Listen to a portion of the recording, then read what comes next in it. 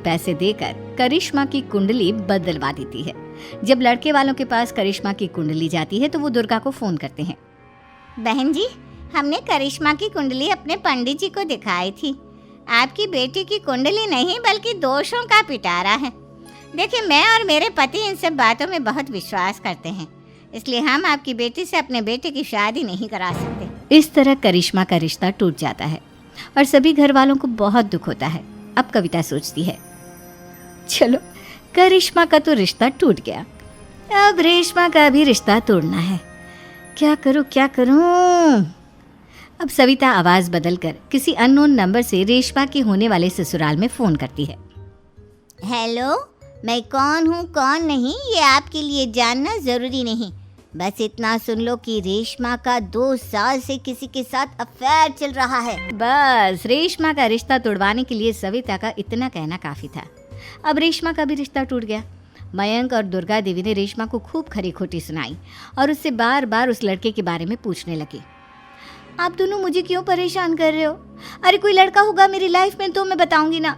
जब कोई है ही नहीं तो कहाँ से लाऊं मैं कोई लड़का? तो तेरे होने वाले ससुराल वालों को फोन किसने किया था? माँ, मैं नहीं जानती किसने फोन किया था, मैं सच कह रही हूँ। मैं तो पहले ही कह रही थी इसकी लगाम खींच कर रखो, लेकिन मेरी सुनता ही कौन है। आप चुप रहिए भाभी, ये सब आपका ही किया धरा है। अब तीनों बहनों को विश्वास हो जाता है कि ये सब उनकी भाभी ही कर रही है। तीनों बहनें अपनी भाभी को सबक सिखाने के लिए एक वकील कर लेती है और घर में हिस्सा मांग। देखो भैया, माँ बाप की जायदाद में जितना बेटों का हक होता है उतना ही बेटियों का, इसलिए इस घर के 4 हिस्से होंगे और हमें अपना हिस्सा चाहिए।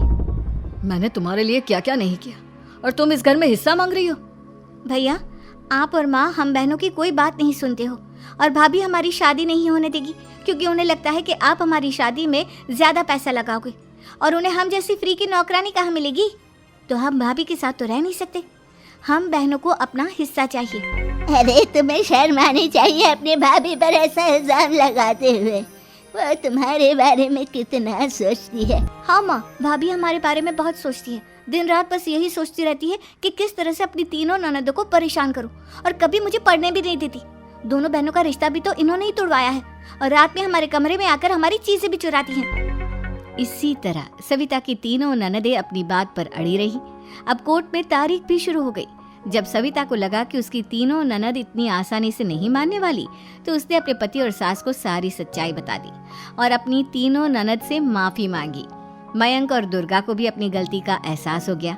अब सविता खुद करिश्मा और रेशमा के लिए अच्छा रिश्ता ढूंढती है और उनकी शादी करवाती है।